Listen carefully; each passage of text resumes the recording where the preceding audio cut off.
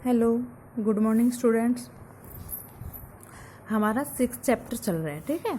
और मैंने आपको उस दिन बताया था स्पीड क्या होती है। Speed indicator of rate of A given motion. कोई भी मोशन है उसकी रेट बताते हैं कि वो कितना स्लो चल रहा है या फास्ट चल रहा है, ठीक है। इसके बाद मैंने आपको स्पीड का फॉर्मूला बताया था कि हम किसी भी ऑब्जेक्ट जो मोशन में है उसकी स्पीड बता सकते हैं। कैसे बता सकते हैं कि वो कितने डिस्टेंस कवर कर रहा है कितने टाइम में, ठीक है। जितने टाइम में जितने डिस्टेंस कवर करेगा उसको डिवाइड कर दो, उसकी एवरेज स्पीड निकल कर आ जाएगी, ठीक है। ये आपको समझ आ गया होगा। जैसे मैं कहूँ कि कोई बस है बेटा, ठीक है, वो 500 किलोमीटर गई है। कोई भी बस है 500 किलोमीटर गई है, कितनी देर में? 8 आवर्स में पहुंच गई है, ठीक है। 500 किलोमीटर डिस्टेंस उसने कवर कर ली है 8 आवर्स में। तो उस बस की स्पीड निकालें, एवरेज की किस स्पीड से गई है, धीरे गई है, तेज़ गई है, तो उसकी एवरेज स्पीड बताओ, ठीक है।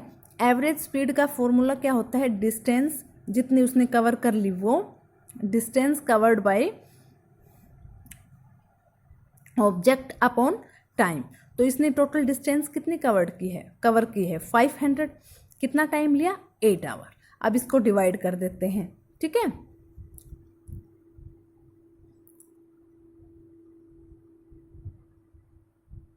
ये इसकी एवरेज स्पीड निकल कर आ गई 62.5 किलोमीटर पर आवर, ठीक है। कि लगभग 62 किलोमीटर कवर किए हैं इसने 1 आवर में, ठीक है। ये होती एवरेज स्पीड। आपको समझ आ गया होगा।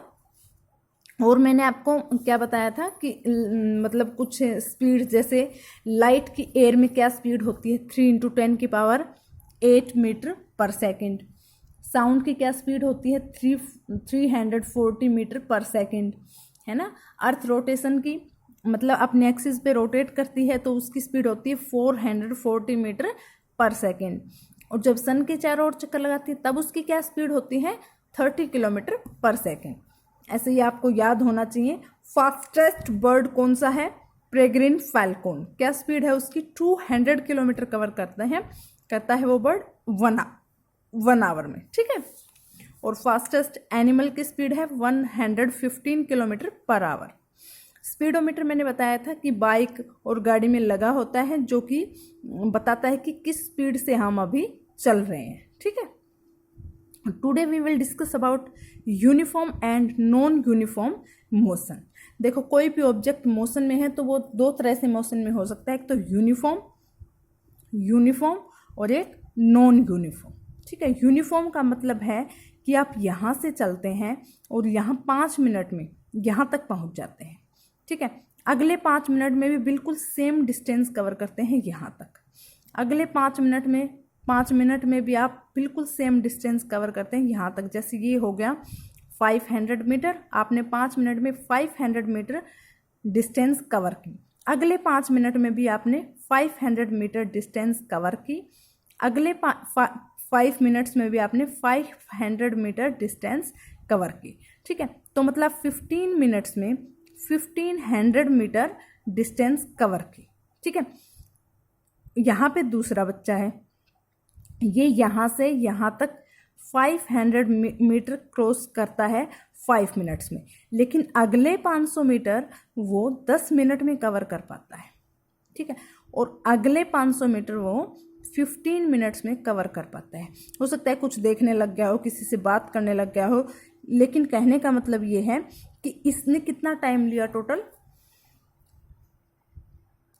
15, 10, 25 एंड 30। इसने 30 मिनट्स लिए 1500 मीटर डिस्टेंस कवर करने में, और आपने कितने लिए? 15 मिनट्स लिए, ठीक है।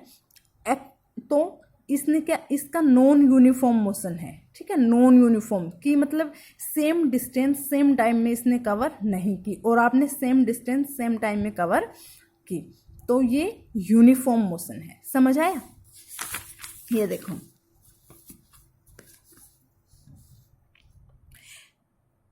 It's speed therefore remain constant over these 1 hour intervals. अच्छा, यहाँ से है।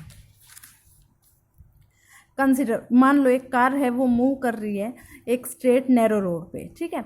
ये 30 किलोमीटर जा रही है 1 घंटे में, अगले 30 किलोमीटर सेकेंड आवर में, और अगले 30 सेकेंड 3 आवर में। ठीक है, उसने 90 किलोमीटर कवर कर लिए 3 आवर्स में। ठीक है, तो car is covering equal distance in equal interval of time.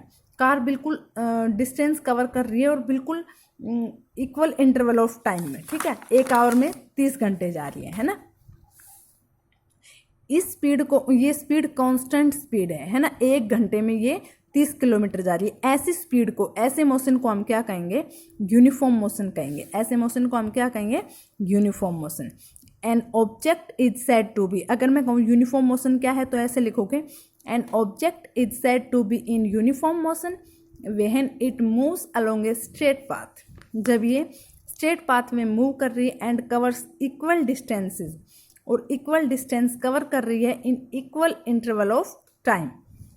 ठीक है, however small these intervals of time में बी, इंटरवल का टाइम स्मॉल हो सकता है, ज़्यादा हो सकता है, लेकिन यूनिफॉर्म मतलब बिल्कुल जो कवर करेगी वो बिल्कुल सेम होगा। ठीक है, अब मान लो ये होता है यूनिफॉर्म मोशन। मान लो दूसरी कार है, उसी रोड पे जा रही है ना, लेकिन इसकी स्पीड जो की है ना, क्या हो रही है? चेंज हो रही है। जैसे यहाँ इस 30 किलोमीटर को इसने कवर कर लिया 1 घंटे में, अगले 30 किलोमीटर को 2 घंटे में कवर कर पा रही है, उससे अगले 30 किलोमीटर को वो 45 मिनट्स में कवर कर पा रही है ना। स्पीड तो उसकी है, लेकिन उसका मोशन कैसा है? नॉन यूनिफॉर्म मोशन है। कैसा मोशन है उसका? Non uniform.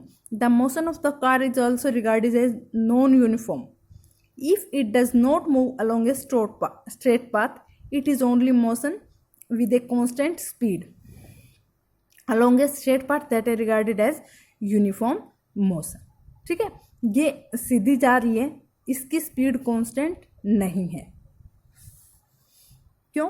क्योंकि ये सेम डिस्टेंस कवर नहीं करती, इक्वल डिस्टेंस कवर नहीं करती जो इंटरवल ऑफ टाइम है उसके अकॉर्डिंग।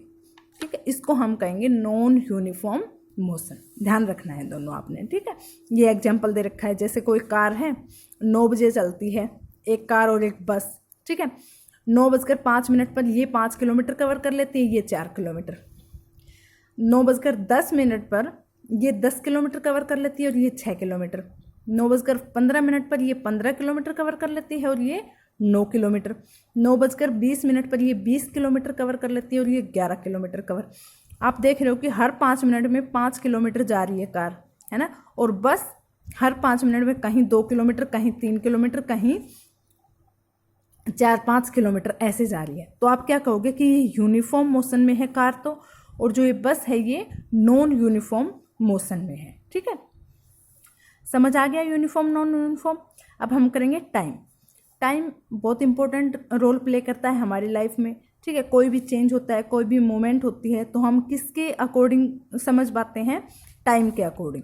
टाइम के अकॉर्डिंग ही बता पाएंगे ना कि ये चेंज हो रही है। जैसे हमने यहाँ पे टाइम देखा, तभी हमने बता पाया कि ये यूनिफॉर्म मोशन में है और ये नॉन यूनिफॉर्म मोशन में है। Time and changes are often linked together. Time के और चेंज एक दूसरे से अटैच रहते हैं। ठीक है, बहुत सारे नेचुरल इवेंट्स हैं, जैसे सूर्य का उगना, ठीक है, सनराइज होना टाइम पे होता है। ठीक है,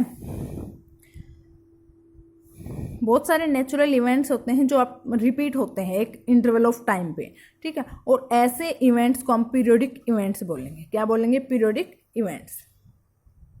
और पहले के टाइम में, प्राचीन टाइम में, लोग इन रिपीटिंग टाइम्स को ही देखकर अंदाज़ा लगाते थे कि सनराइज, सनसेट, कौन सा सीजन चल रहा है, मून की क्या अपीयरेंस है अभी, क्या सन का मतलब शेडिंग है, उस हिसाब से वो अपना टाइम देखते थे। ठीक है,